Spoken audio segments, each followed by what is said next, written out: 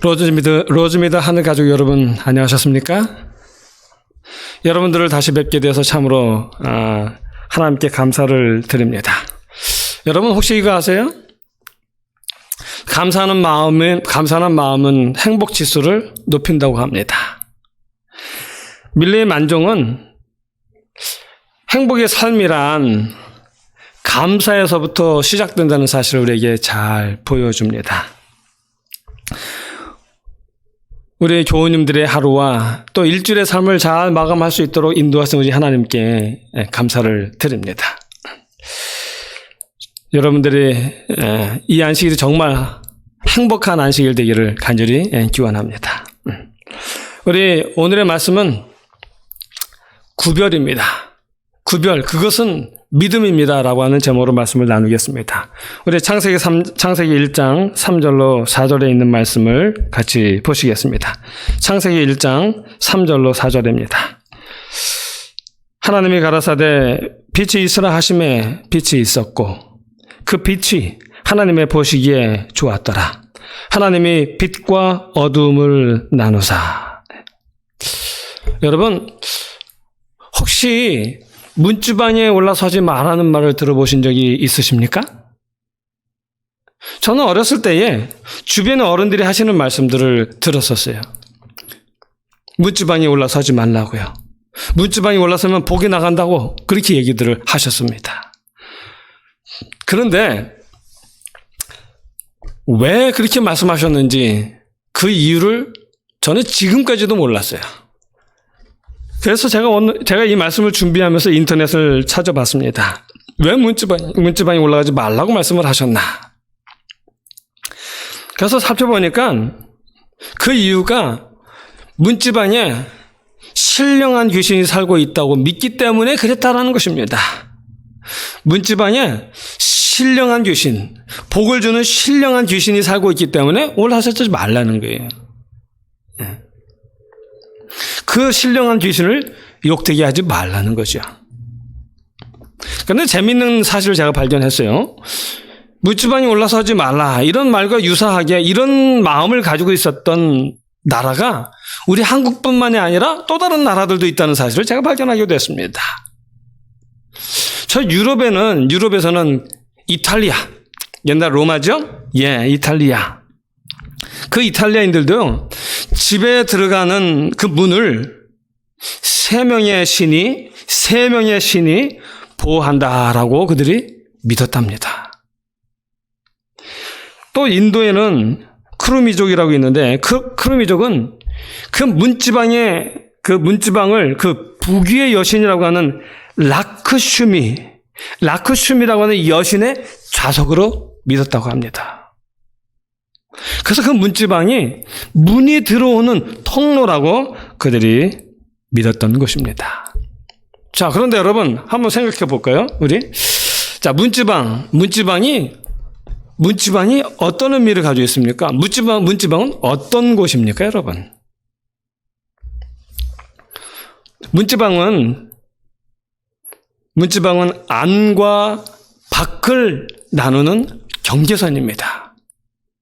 사적인 공간과 공적인 공간을 분리하는 분리선이에요. 이처럼 문지방은 구분과 구별과 구분의 의미를 담고 있습니다. 그런데 세상에는 구분되거나 구별되어야 할 것이 참으로 많습니다. 안과 밖이 구별되어야 되고요. 남자와 여자가 구별되어야 되고요. 내 것과 내 것이 구별되어야 되고요. 선과 악이 구별되어져야 합니다. 특별히 종교에서는 거룩한 것과 속된 것이 구별되어야 합니다. 예수님께서는 마태복음 5장 14절에서 이렇게 말씀하셨어요. 뭐라고 말씀하셨냐면 너희는 세상의 빛이라. 우리 보고 세상의 빛이라고 하셨습니다. 그래서 우리의 착한 행실을 보고 저희들 세상에 있는 사람들이 하나님 아버지께 영광을 돌리게 하라라고 말씀하셨습니다. 또 마태복음 5장 13절에 보면 너희는 세상의 소금이라 이렇게 말씀하셨어요. 너희는 세상의 소금이니 소금이 만일 그 맛을 잃으면 무엇으로 짜게 하리요? 후에는 아무 쓸데없어 다만 밖에 버려져 사람들에게 밟힐 뿐이니라. 여기 후에 아무 쓸데없어서 다를 바가 없는 거예요. 소금은 소금으로서 독특한 그 역할과 맛이 있어야 되는데 다른 것과 아무런 구별이 없다는 말이죠. 전혀 다를 바가 없기 때문에 결국은 버리워진다는 거예요. 그러므로 구별이 사라지면 종교는 많은 교리들 중에 특별히 중요한 부분들이 대부분 상실하게 됩니다. 또 가치와 권위까지도 손상을 입게 됩니다. 그래서 구별은 종교 또는 신앙생활의 핵심이라고 말할 수 있습니다. 자, 그런 의미에서 교회를 한번 좀 생각을 해보면 좋겠습니다. 교회는 어떤 곳입니까? 교회는 우리 신자들에게는 공간에 관련돼 있죠. 공간과 관련된 말입니다. 이 교회 내부로 열려있는 그 문은 두 개의 공간, 교회 안의 공간과 교회 밖의 공간을 구분하는 선입니다. 또 그 교회의 그 문은요, 그 문지방은 두 개의 존재, 양식을 구분하는 거예요. 두 개의 존재, 두 존재를 갈라놓는 곳이라는 것입니다. 그 다음에 또 교회의 그 문은요, 두 세계를 갈라놓는 구분선이 됩니다. 그리고 동시에 교회는 세속적인 것에서 거룩한 곳으로 전환하는 그런 통로, 장소가 되기도 합니다. 그래서 우리는 우리의 삶의 중심이 교회가 되어야 됩니다. 광야에서 이스라엘 백성들이 진을 칠 때에 늘 언제나 그 중심은 성소였어요. 성소를 놓고 동서남북으로 그 네 군데로 해서 이스라엘 백성들이 진을 쳤습니다. 언제나 그들의 삶에, 그들의 마음에 모든 중심은 성소였던 것입니다. 오늘 우리의 삶이 어디서 무엇을 하며 살아간다 할지라도 늘 언제나 우리가 하나님의 교회를 향하여 진을 치고 살아가는 하나님의 백성처럼 살아간다면 얼마나 좋겠습니까? 참 백성이란 내가 삶을 살지만 그러나 늘 하나님의 성소를 향하여 그 성전을 향하여 그 마음에 늘 향하여져 있는 그 성소를 중심으로 한 삶을 살아가는 사람들, 그 사람들이 정말 하나님의 백성들입니다. 아무쪼록 저와 여러분이 그렇게 하나님의 교회를 중심으로 살아가는 하나님의 참된 백성이 되기를 간절히 바랍니다. 자, 그런데 우리가 성경을 주의 깊게 읽다 보면 또 특별한 새로운 것을 발견하게 됩니다. 특별히 창세기를 읽다 보면요.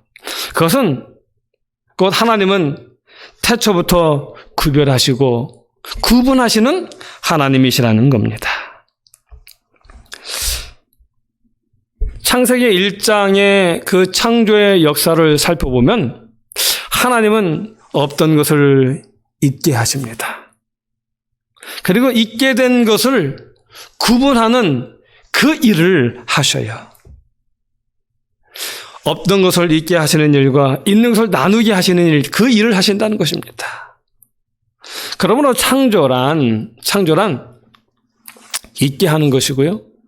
그리고 구별하는 일로 진행되어집니다. 우리가 창조의 과정을 한번 좀 살펴보면 창세기에 있는 말씀을 보면 우리가 그 사실을 금방 알 수 있습니다. 창세기 1장 4절을 보시면 여기 하나님이 빛과 어둠을 나누사, 여기 빛이 있으라 하고 하신 다음에 우리가 또 계속 이어서 보면 나누셨어요.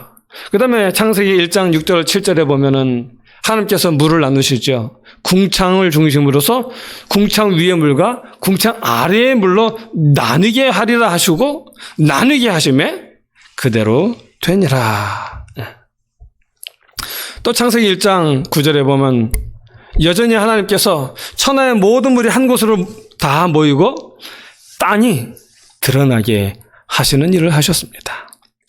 또 14절에 보면 하늘에 궁창에 광명이 있어 주야를 밤낮을 나누게 하라라고 하셨습니다. 하나님의 창조의 이야기를 보면 하나님은 계속해서 이렇게 나누게 하셨습니다. 나눈 일을 계속 하셨습니다. 그리고 창조의 작업이 끝난 후에 아담과 하와에게 하나님은 먹을 수 있는 식물을 구별해 주셨습니다. 창세기 1장 29절이요. 하나님이 가라사대 내가 온 지면에 씨 맺는 모든 채소와 씨 가진 열매 맺는 모든 나무를 너희에게 주노니 너희 식물이 되리라. 여기 말씀하십니다. 온 지면에 씨 맺는 채소와 열매 맺는 나무, 열매를 우리에게 식물로 주십니다. 이렇게 하나님은 모든 것을 나누고 구별하십니다. 그리고 난 다음에 그 모든 것을 보실 때에 하나님은 이렇게 말씀하셨어요. 심히 좋았더라. 심히 좋았더라. 창세기 1장에서 하나님은 이렇게 구별하시고 나서 창세기 2장에서는 하나님은 또 구별하십니다. 창세기 2장에서 특별한 구별을 하십니다. 그 특별한 구별은 무엇인가 하면 바로 시간의 구별입니다. 시간을 구별하셨죠. 일곱째 날을 복 주시고 거룩하게 하셨습니다. 여러분, 거룩하게 했다 해서 거룩이라는 말의 의미가 여러분 무엇인지 아십니까? 거룩이라는 말의 의미는 따로 떼어서 구별했다는 말입니다. 따로 떼어내서 구별했다라는 그런 말입니다. 창세기 1장의 구별은 일반적인 구별이라고 말한다면 창세기 2장의 구별은 특별한 구별입니다. 일곱째 날은 다른 6일, 다른 6일과는 질적으로 다른 거룩한 시간입니다. 그리고 6일은 거룩하지 않은 날, 곧 속된 시간들입니다. 그래서 일곱째 날 안식일은 구별의 날입니다. 하나님의 속성인 거룩, 그 거룩함을 부여받은 시간입니다. 그래서 일곱째 날 안식일의 시간은 우리가 거룩한 시간이라고 말합니다. 왜냐하면 하나님의 그 거룩함을 부여받은 시간이기 때문에 거룩한 시간이 되는 것입니다. 그리고 또 하나님은 나무를 구별하십니다. 모든 나무의 실과는 먹을 수 있으나 딱 한 나무의 실과는 먹지 말라고 하셨습니다. 엄격하게 구별하시고 절대로 먹어서는 안 된다고 하셨습니다. 그리고 그 구별된 것을 어기는 날에는 반드시 죽을 것이라고 경고하셨습니다. 그러므로 하나님이 구별하신 것을 따르는 것이 질서이고 순종입니다. 반대로 하나님이 구별하신 것을 따르지 않는 것이 무질서이고 죄입니다. 자, 그런데 이 구별의 이야기가 창조에서만 있는 것이 아니라 이스라엘 백성들을 구원하는 그 출애굽의 사건에서도 그 구별이 계속 이어진다는 것입니다. 출애굽기 8장 22절을 보시면 여기 하나님께서 말씀하세요. 내가 내 백성에 거하는 고센 땅을 구별하여 그곳에는 파리떼가 없게 하리니 이로 말미암아 나는 세상 중에 여호와인 줄을 내가 알게 될 것이라. 여기 말씀하십니다. 하나님의 백성의 땅과 그리고 애굽 백성의 땅, 세상의 그 사람들의 땅을 구별하신다는 거예요. 그 구별을 통하여 하나님께서 이 세상으로 하여금 당신이 여호와 하나님이심인 줄 알게 한다라고 말씀하십니다. 구별은 중요합니다. 왜냐하면 그 구별은 우리 여호와 하나님을 드러내기 때문에 그렇습니다. 세상으로 하나님을 알게 하기 때문입니다. 또 출애굽기 9장 4절을 한번 보십시오. 하나님께서 이스라엘의 생축과 애굽의 생축을 구별하리라. 하나님께서 질병을 내리실 때에도 하나님의 백성들의 가축과 애굽 백성들의 그 가축을 하나님은 구별하셨어요. 그 구별을 통하여 하나님께서 이 세상의 주인이시고 하나님이 이 세상을 주관하고 계신다는 사실을 분명하게 그들에게 말씀하고 계십니다. 이스라엘 백성들에게 언약의 하나님이심을 분명히 드러내실 뿐만 아니라 애굽 사람들에게는 내가 바로 세상을 창조한 참 하나님이시라는 사실을 그들에게 알게 하시는 것입니다. 그렇기 때문에 구별은 중요한 것입니다. 또 11장 7절을 한번 보십시오. 여기 11장은요.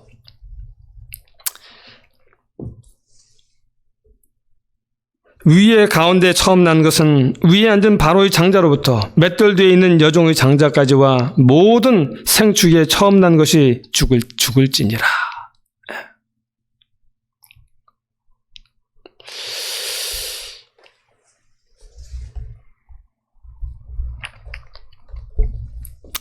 하나님께서 이게 그 처음 난 것의 죽음을 이야기하실 때에 하나님께서 전혀 이스라엘 백성들에게는 이스라엘 백성들의 그 가축이나 그 다음에 처음 난 것에는 아무런 영향을 미치지 않게 하셨어요. 그들의 생명을 하나님께서 주관하신 것이죠. 보호하신 것이죠. 당신의 생명사기로 덮으신 것입니다. 그래서 애굽 사람과 이스라엘 사이에 하나님을 드러내었고요. 그리고 하나님이 그들을 구별하시는 하나님이라는 사실을 알게 하셨던 것입니다. 또 출애굽기 13장 2절에 보면은 이렇게 이야기합니다. 이스라엘 자손 중에 사람이나 짐승이나 물어나고 초태성은 다 거룩히 구별하여 내게 돌리라. 내게 돌리라. 그래서 하나님께서 이 10번째 마지막 재앙을 지나고 난 다음에 하나님께서 말씀하셔요. 초태상은 다 내 것이라고요. 하나님께서 죽음으로부터 그들 다 건져내셨다고요. 그래서 출애굽기를 우리가 한마디로 요약을 한다면 이렇게 요약을 할 수 있어요. 이스라엘 백성들을 애굽 백성으로부터 애굽으로부터 떼어내어 구별하신 것이다. 이스라엘 백성들을 구별하여 떼어내신 것이 바로 출애굽기의 이야기다라고 말할 수가 있습니다. 자, 또 하나님의 이 구별하시는 이야기는 여기서 끝나는 것이 아니에요. 계속 이어집니다. 하나님께서 이스라엘 백성들에게 주신 그 10계명을 보면 그 10계명에도 하나님은 구별하고 계세요. 자, 첫 번째 계명입니다. 첫 번째 계명 우리가 잘 아는 것처럼 하나님의 참 하나님과 거짓 신들을 구별하는 것입니다. 너희는 나 외에 다른 신들 내게 있게 하지 말지니라. 그래서 참 하나님과 거짓 신들을 구별하는 것이죠. 두 번째 계명입니다. 두 번째 계명은 하나님을 참되게 경배하는 방법과 그렇지 않은 것들을 구별하라고 말씀하시는 것입니다. 그 다음에 세 번째입니다. 세 번째는 참으로 존경해야 될 이름과 그렇지 않은 이름을 구별하라는 것이에요. 그 다음에 네 번째입니다. 네 번째는 거룩하고 복된 날과 그렇지 않은 날들을 구별하라는 거예요. 거룩한 날, 복된 날, 그리고 그렇지 않은 날을 분명하게 구별하라는 것입니다. 5번째 계명입니다. 5번째 계명은 나를 낳고 양육해 주신 부모님과 그렇지 않은 분들을 구별하라는 것이에요.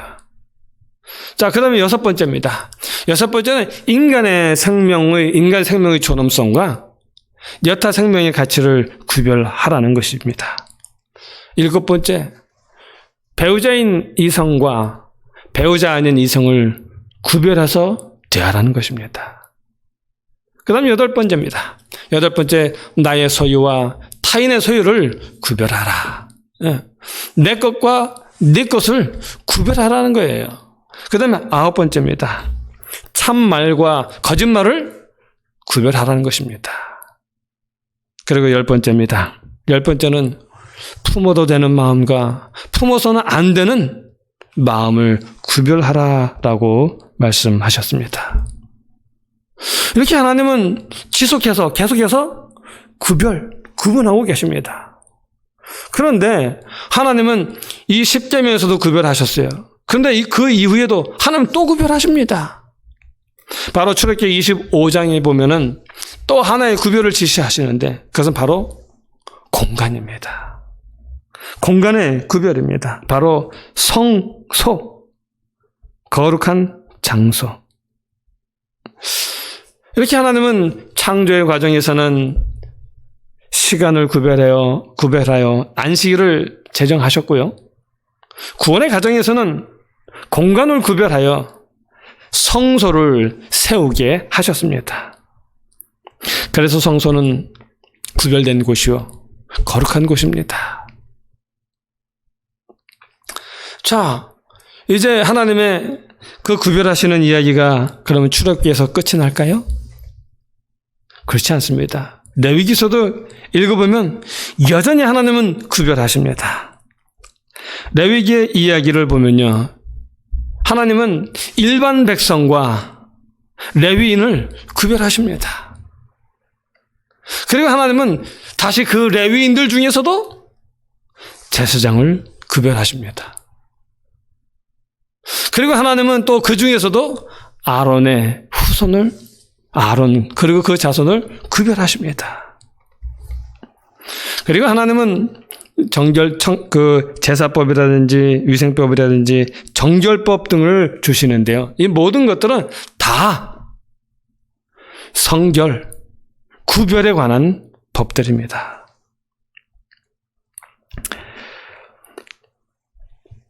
그래서 하나님의 백성들이 어떻게 구별된 삶을 살 수 있는지, 어떻게 거룩한 삶을 살 수 있는지를 말씀해주고 계십니다.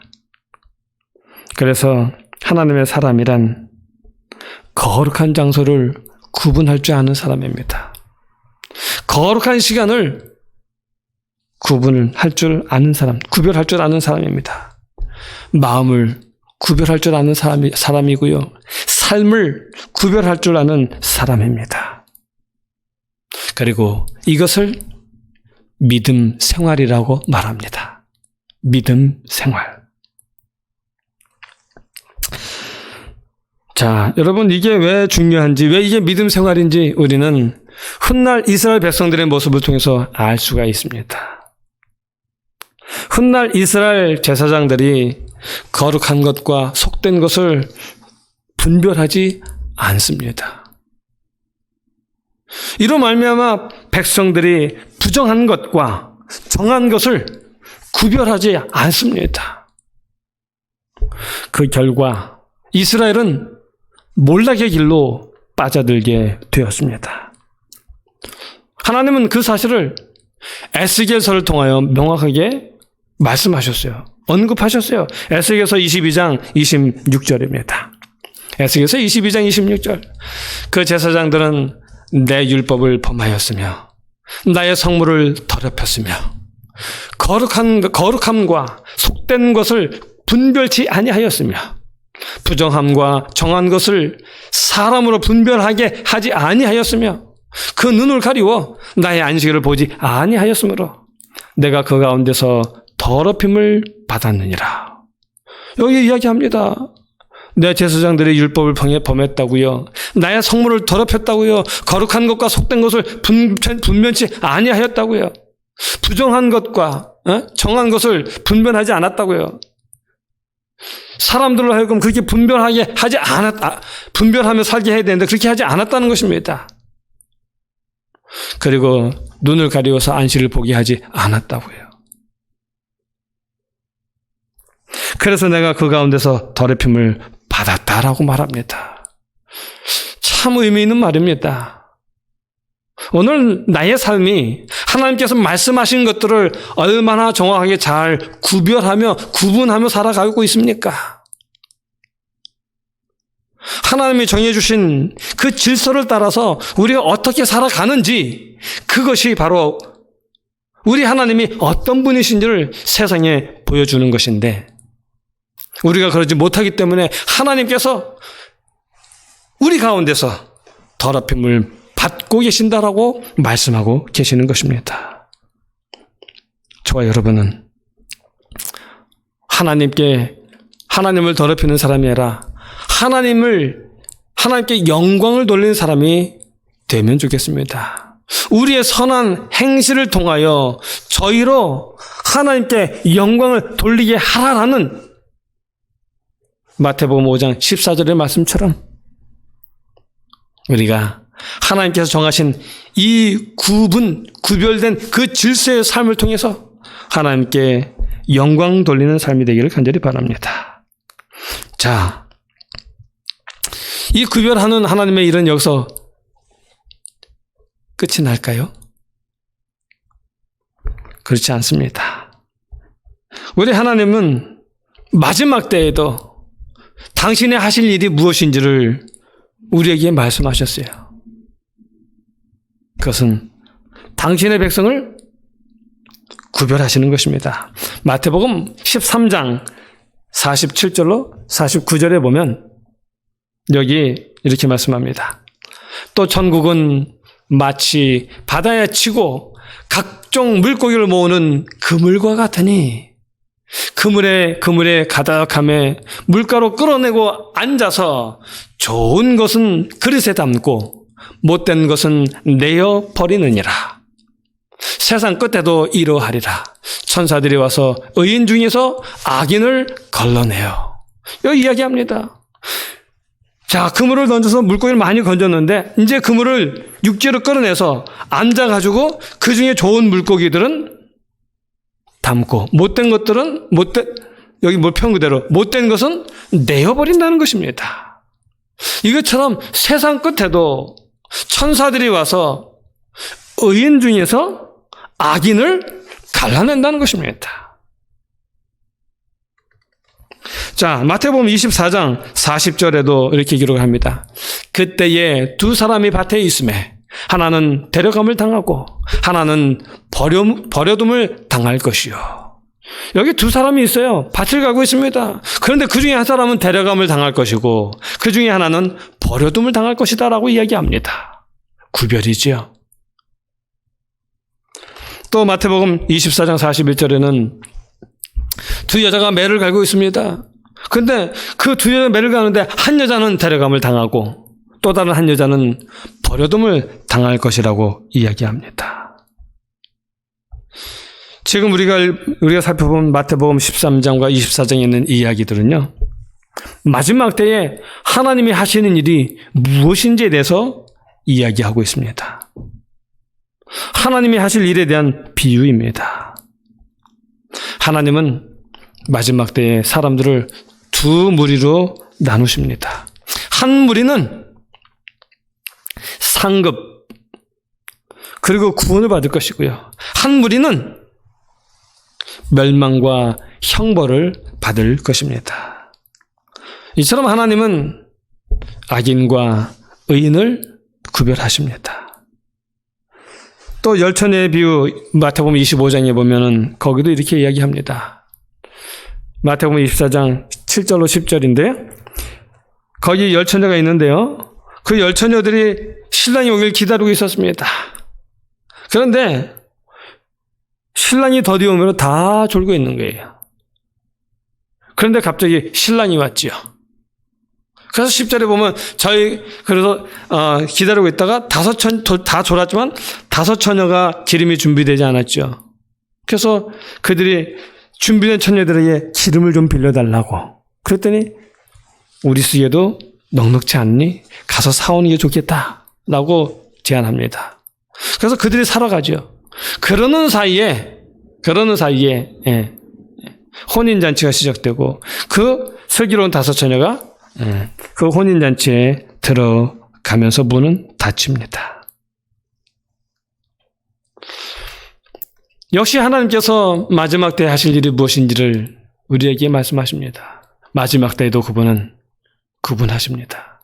구별하십니다.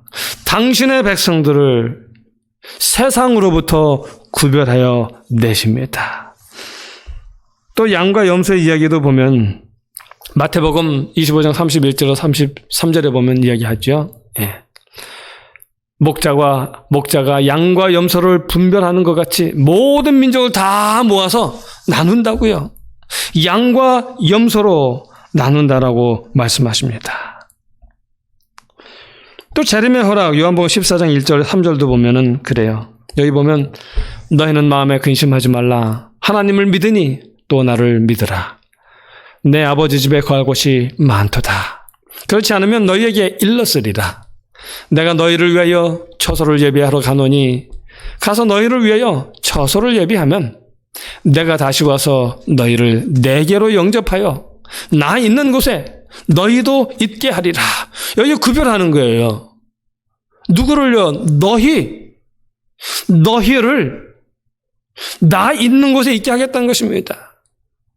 너희를 위하여 내가 처소를 예배하러 갔는데 그러니 내가 다시 와서 너희를 데려가겠다라고 말씀하고 계시는 것입니다. 여기 너희라는 말이 무려 6번이나 나왔습니다.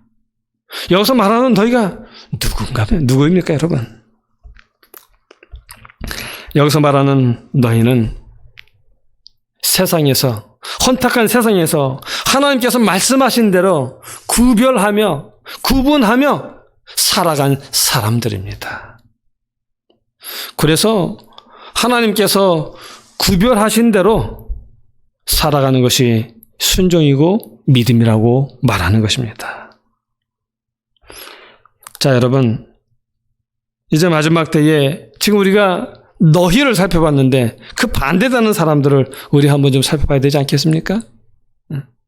구별해야 할 것을 구별하지 못한 사람들의 모습을 한번 좀 살펴봐야 됩니다. 창세기 2장에 보면 아담과 하와의 이야기가 나타납니다. 먹어서는 안 되는 식물을 구별하지 못했습니다. 두 번째는 나답과 아비후입니다. 분향에 사용할 거룩한 불과 세속의 불을 구별하지 못했죠. 그리고 세 번째 아론과 미리암입니다. 하나님의 종과 그의 권위를 구별하지 못했습니다. 또 네 번째는 어떤 이스라엘 사람이 나타나는데요. 그가 거룩한 시간을 구별하지 못했습니다. 거룩한 시간과 거룩하지 못한 시간을 분별하지 못했습니다. 다섯 번째입니다. 고라와 다단과 아비람의 이야기입니다. 그들은 거룩한 직분을 구별하지 못했습니다. 그리고 여섯 번째 사울입니다. 사울은 제사장 직분과 거룩한 공간을 구별하지 못했지요. 일곱 번째입니다. 우사입니다. 우사, 하나님의 법과의 신성성을 구별하지 못했어요. 우사가 누구냐 하면 그 다윗이 법궤를 모셔올 때에 소에 그 수레를 달고 수레에 법궤를 올려놓고 왔어요. 원래는 어떻게 법궤를 옮겨야 됩니까? 레위인들이 어깨에 매야 되는 것입니다. 그런데 수레에 올려서 왔죠. 근데 소가 갑자기 가다가 날뛰니까 이 법궤가 떨어지게 생겼어요. 그래서 우사가 손을 대었죠. 떨어지지 않게 그걸 붙잡았어요.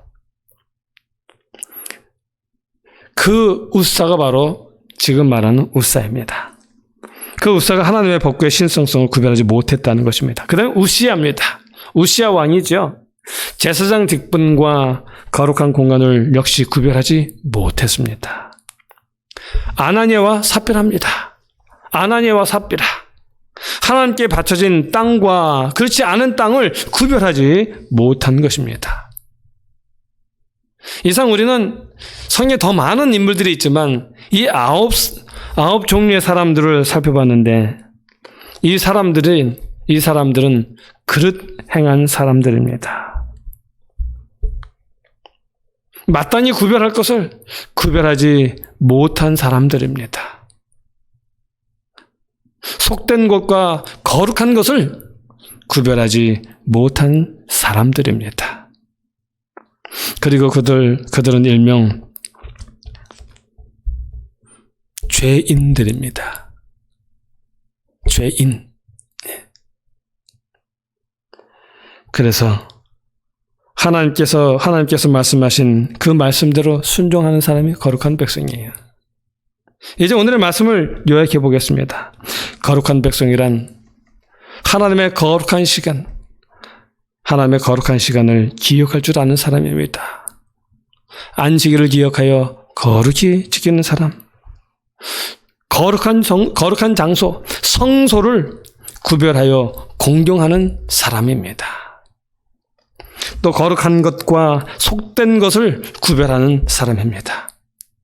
하나님의 종과 그의 권위를 구별할 줄 아는 사람입니다.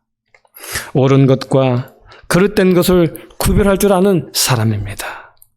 거룩한 직분을 구별하여 충성할 줄 아는 사람들입니다. 이런 사람들이 바로 거룩한 백성입니다. 우리는 오늘 이 거룩한 시간에 들어왔습니다. 그리고 하나님의 거룩한 성소에 있는 백성들입니다.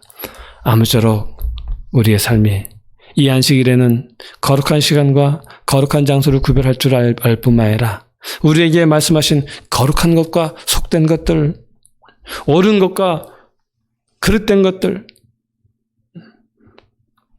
그 모든 것들을 구분할 줄 아는, 우리의 삶에서 모든 것들을 구분할 줄 아는 아름다운 주의 성도들이 되어서 하나님 오실 때에 세상으로부터 당신의 백성들을 구별하실 때에 우리가 다 그 하나님의 부르심에 응할 수 있는 아름다운 주의 성도 되기를 간절히 바라면서 오늘의 말씀을 줄이겠습니다.